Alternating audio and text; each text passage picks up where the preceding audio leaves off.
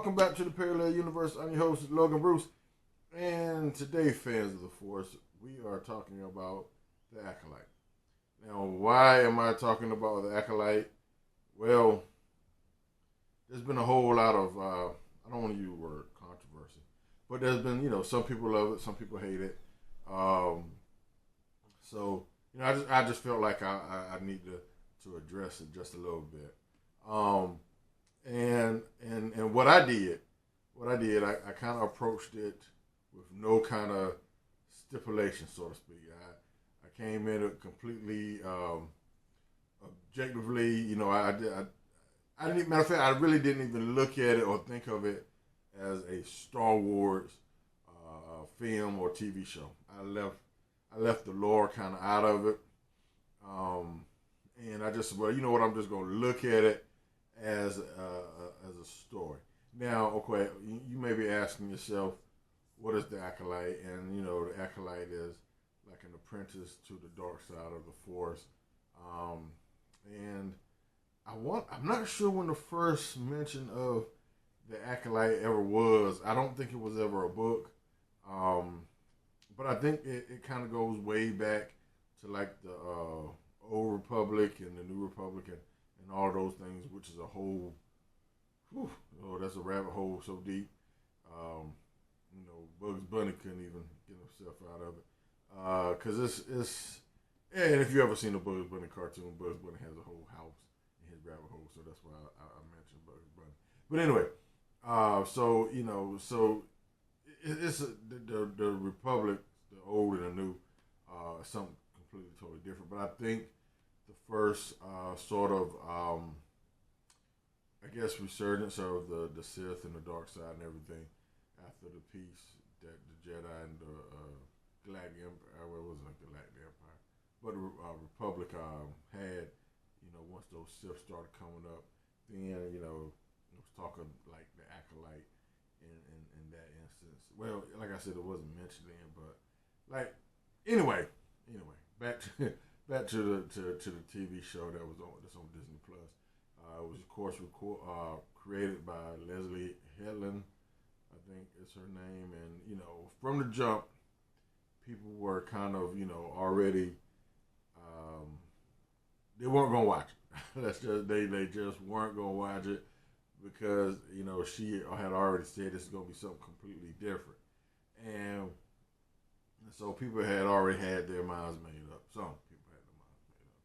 They didn't want to watch it. They didn't want to have anything to do with it, and that's cool. I'm not mad at you guys for anything like that. So people, there were just some people who weren't going to watch it. Now you have fans of Star Wars who just recently started watching Star Wars. They got introduced to the prequels. They knew nothing of the original trilogy, and but they saw the prequels, and then it kind of sparked the interest, and they want to know more. So a dimension of the Acolyte got them excited because they're not. I'm not going to use the word true fans, but they never saw the prequels. So I meant the original trilogy. So the prequels were something that were exciting to them, and once they started investing in Star Wars, and so they really don't know the lore as well as some others, so they were real excited for the Acolyte.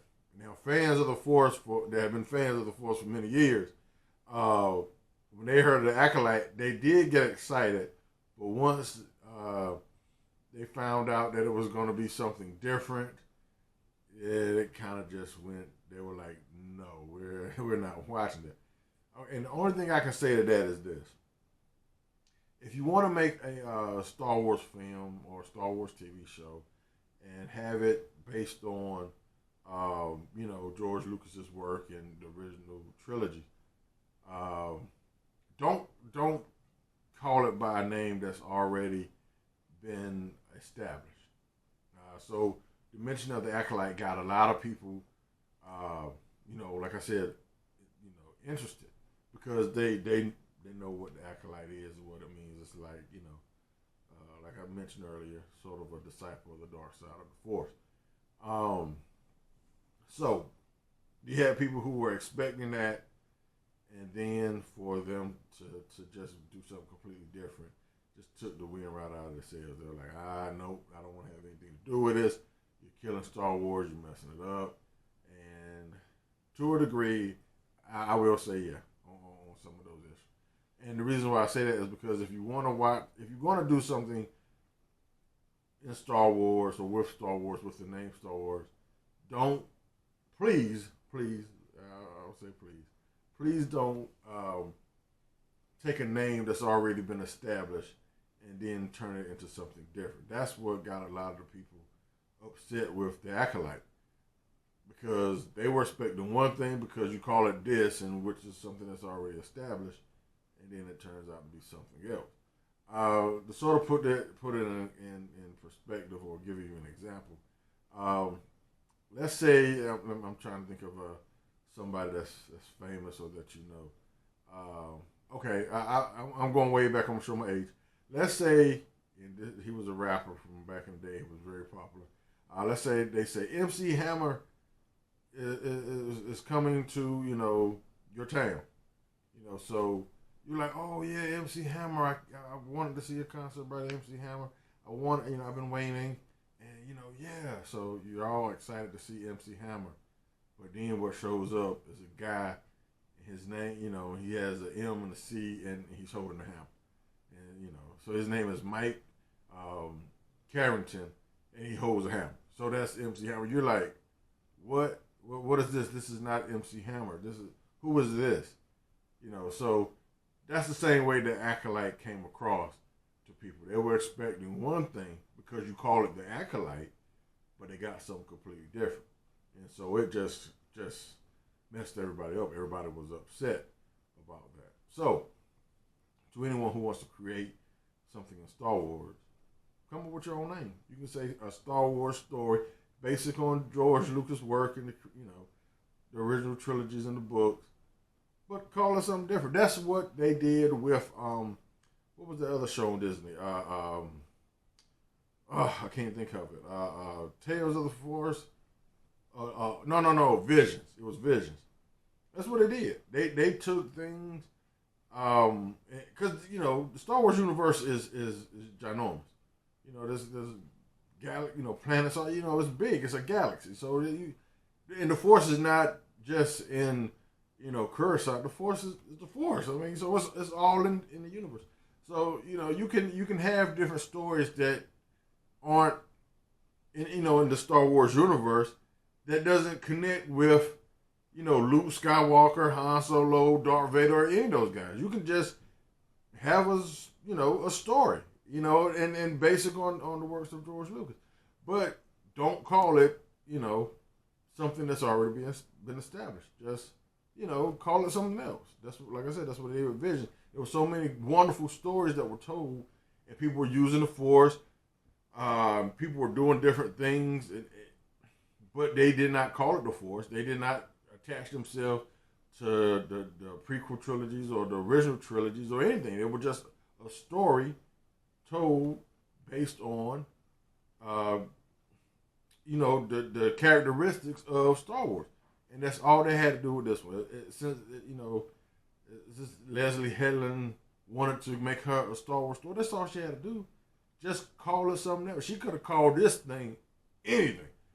She could have called it, Sisters of the Trial or whatever. Sisters, born from tragedy or something, anything. She could, any kind of name she could have came up with, but she said Acolyte, which, and I know why they did it. That was to draw in everybody to get hyped for this show. That's all it was for. Because you were like, oh, it's the Acolyte, so yeah. But then there's something different, and that turned people off, and it just left a bad taste in everybody's mouth. Some people's mouth. I won't say everybody, and it made them say, hey, you guys don't know what you're doing over there, and what do you got? You're killing Star Wars. You're messing it up. What are you doing? We're never going to watch this, Star Wars with you guys ever again.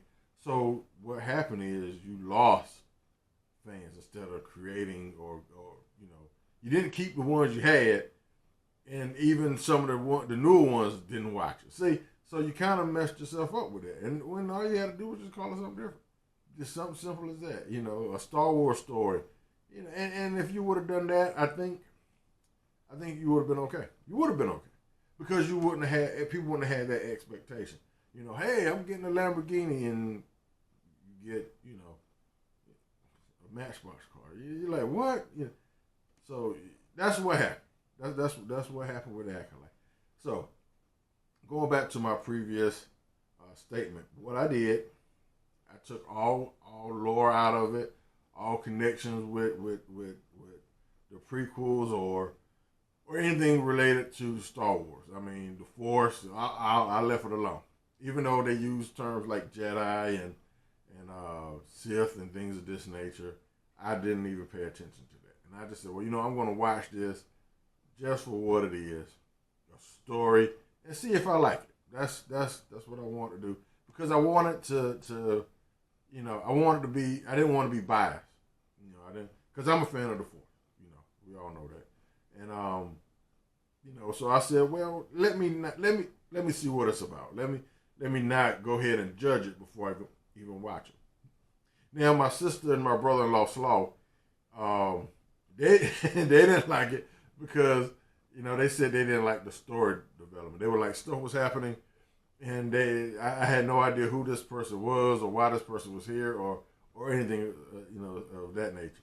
And I was like, yeah, that's true. They didn't tell you who this person was or anything, and I think they did that on purpose.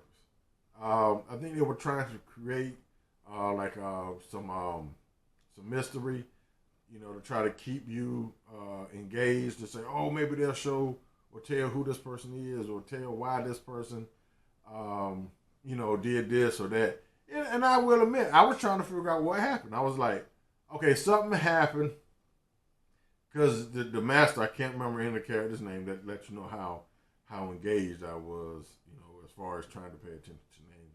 I can't remember any of the character's name, so I will apologize for that.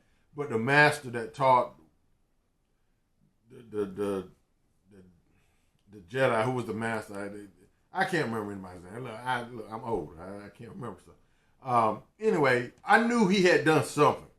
I didn't know what that something was, but I knew it was his fault because everybody was whispering, and if I find out, if she finds out, or if they find out, or you should, be sorry for what you did, and they were saying all these things, so I knew something had happened. And so then I was like, okay, well, I want to know what happened. So that's why they didn't tell you who exactly everyone was, so that you would stay engaged and hopefully want to see more. And it worked on me because I did. I wanted to see, who was this guy that was kicking everybody's butt? Who was this dude? I mean, he was wrecking shop. I mean, he was going off. So I was like, okay, well, I want to know who he is, And so I think that's why they did it like that. They didn't really have plot development or character development. I think they were they wanted you to they were going to develop the characters later on, as the show progressed and everything. Then you get these backstories, and then you'll see what happens. So that's why they did it like that. Just in case anybody's ever wondering why they didn't develop the characters up front, you had to figure out who they were. And a lot of things were like that with Star Wars. I mean, with Obi-Wan mentioning in the original trilogy, the Clone Wars. Everyone was like, "What? Never heard of Clone Wars." So now you got something you got a story that you can tell out of the from scratch. So I think that's why they went that route. So as I was watching this, I was kind of intrigued. I will say that, and it was pretty good to me. It was okay. I like how they how everything's set up. Like I said, it kept me engaged, and I wanted to see more. You got kind of the birth of the Night Sisters, even though that's they never mentioned anything of that, of Dathomir, none of that. But you kind of, because they were using magic, which is still the Force is what they were using. Just like the Night Sisters use a form of the Force, but they call it magic, because they manipulate things and do that. But it's the Force. we all know what it is. So they kind of did the same thing, you know, and they actually because they even say that they created the two girls, the twin girls, by using the Force. There was a variant in the Force that they used to create these girls. So they, you know, so you were just like, wow. I mean, so it kept me engaged. You know, so this is the point I want to say about, you know, everything. I think if you look at it, if you come in there without any kind of preconceived ideas, and you don't attribute it or connect it to anything, you know, Star Wars related, even though what it was like, Colonel Mundi said that, you know, it take place 100 years, and you know he was saying I don't think the Sith could return. We haven't seen the Sith for a millennium, and he said that in you know, one of the prequel shows. What is it? Phantom Menace. You know, so now you're thinking, wait a minute, you know, how he say that it only took place 100 years before you know, these events. You know, so you take all that out. If you leave any kind of connection to any of that alone, and you look at it maybe like you would one of the Vision cartoons that Disney put out, I think you'll find that it's pretty okay. You know, and if you don't connect it to anything, if they don't try to tie it in to the you know, the prequel trilogies or anything like that, if they just tell a Star Wars story, but you know, I think you know, the fans of the Force will be okay with it. You know, and not try to look too deeply into other things that Leslie Hetland was trying to do with it. If you leave all that stuff out and just look at it as a story, and the action, because the choreography was nice. It was good. There were good, you know, lightsaber battles. They were nice. It was good. I thought the acting was okay. You know, nobody was terribly bad or anything. I mean, it won't necessarily superb, but it wasn't, you know, it wasn't bad either. You know, so you know, I won't call it gumbo, but it was a stew. They had some pretty good things in there. So yeah, it was. It can keep you warm on a chilly, you know, on a chilly fall day. You know, like I said, it won't gumbo. It surely won't gumbo. They had a lot of ingredients in there, but it won't gumbo. But I will call it a stew. So, you know, that was just my take on the Acolyte. And for all means, please, people, change that name. You know, don't. You building everybody up for failure. You know, you're setting us up. We ready to see the Acolyte and ready to see these things, and then it turns out to be something different. So if you don't do that, if they didn't do that, I think we would have, you know, the fans would have been, you know, eager to see it, and they would have, you know, would have been received a lot better. So, you know, that was just my take on it. And, you know, like I said, I do appreciate, you know, the work that they put in there and everything. And so yeah, so just for anyone who may be listening to this, if you ever see it, if you ever want their advice or their opinions of those who watch and appreciate, you know, Disney and Star Wars, try that for the next one. If you want to come up with a story and make it your own, by all means, make it your own. Just don't attribute it to something that's already being established and have the fans expecting a Lamborghini, but they get a Nova. You see what I'm saying? It don't work. So anyway, that's just my take, you know, and how I saw everything. Anyway, you know, you guys, I love doing these podcasts with you guys, and it's because of you why I keep doing it, and I hope you enjoy this one as well.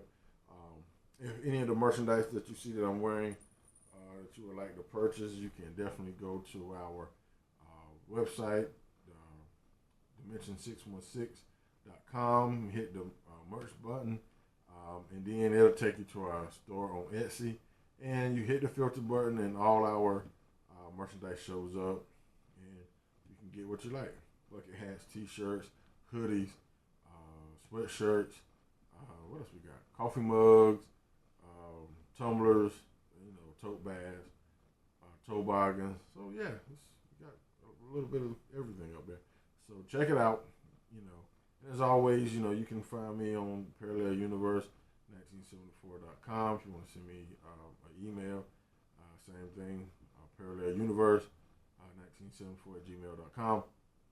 Or you can follow me on Instagram. And, you know, of course, that's the same thing, the Parallel Universe 1974. So, yeah, hit me up. Tell me what you like, what you didn't like, your opinions on the Acolyte if you saw it. If you didn't, will you watch it? So, yeah, just let me know. So thank you guys so very much. I couldn't do this without you. I love the support that you guys give me. And as always, we'll see you